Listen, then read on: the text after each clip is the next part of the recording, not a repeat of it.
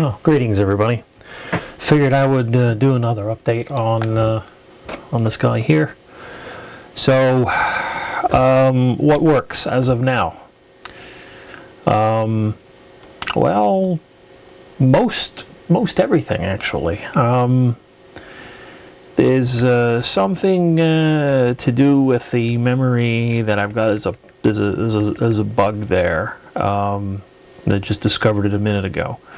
So I just found that one out. It's actually a display problem. It actually doesn't show you that it's in the memory when it in fact is. It's really just a display refresh issue. So all the buttons, actually with the exception of the 919 button, I actually haven't just not done anything with it. It just doesn't do anything. So I imagine that just needs to do whatever function that is. PA doesn't work. It goes into the mode, but it doesn't actually work. The S meter and output meter, they do not work either. Those are sort of last bit things to work out.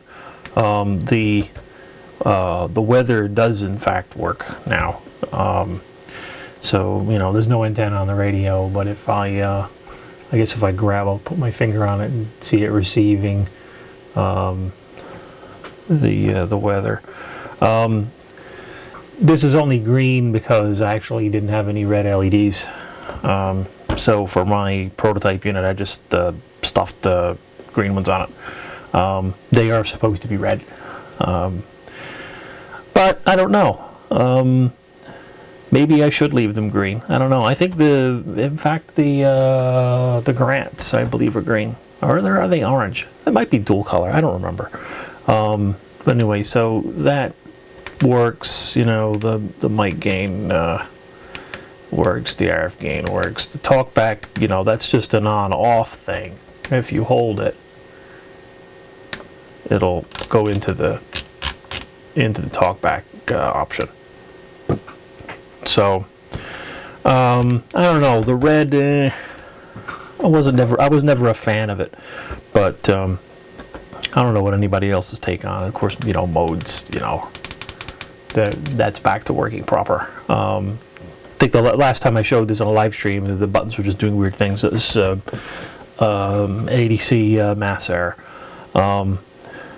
But yeah, squelch, yeah, that bit works. So the challenges are now with regards to the button brightness. You really can't see it. It doesn't. It's just too bright in here. But when this is in a dark environment, the bottom row is somewhat dim, and that's really boils down to which faceplate the radio had. So to talk a little bit more about the issues with that.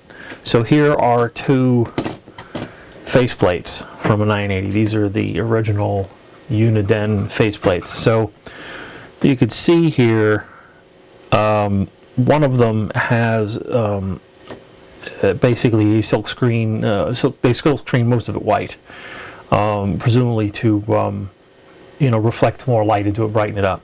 But the older boards didn't have that. They just had a white. It's supposed to be white, but it's kind of yellowed. It almost looks pinkish by comparison to the newer one. But what they did between this board and this board is they actually use different LEDs, for one. The second issue is that they actually used, not only did they use different LEDs, but they actually changed the position of the LEDs that illuminate the bottom row of buttons. But to make matters worse, they used two different light pipes. So this is one version of the light pipe, and this is the other version of the light pipe. And what they did is they embedded this black shade in here, and when you put that over where the buttons are supposed to be, those black shaded areas are actually over the LEDs.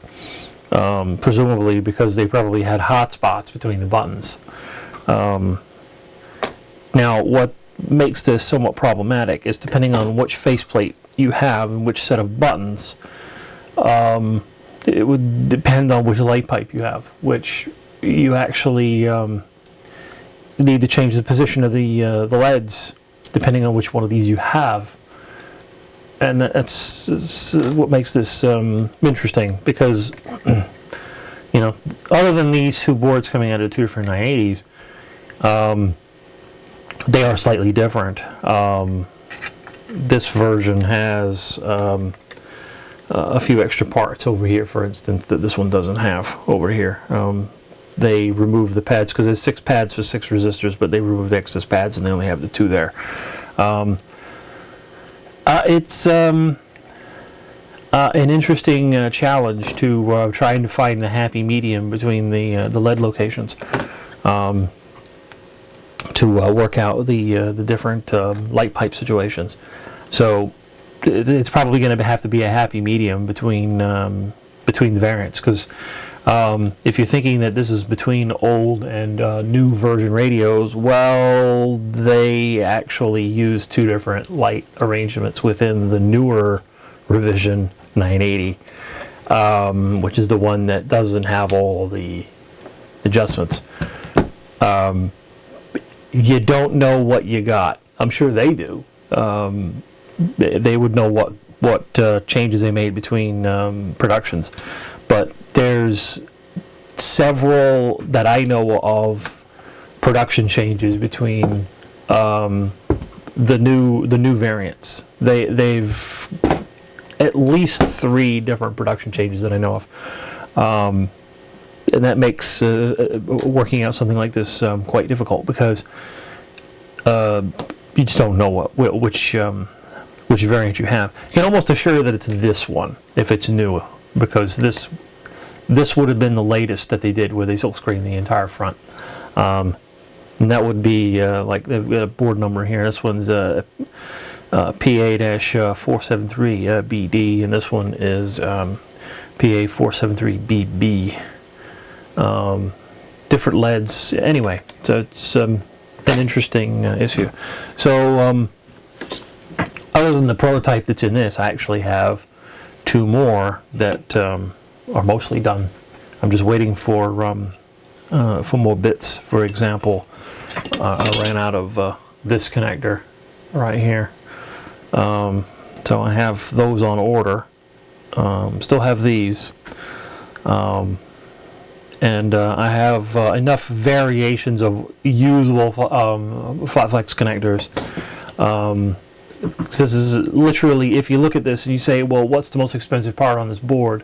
You might think it would be the semiconductors. It's actually the flat flex connector is actually the most expensive part on here. Is this at well over $3 per connector, and that's in quantity. They're not cheap.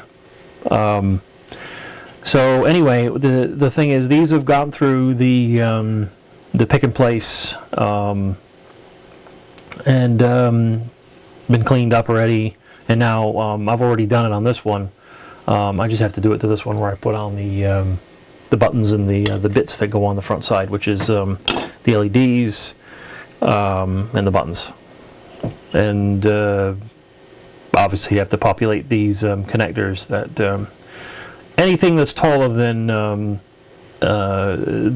what you see here is a hand done at the moment. Connectors, this one capacitor, so on.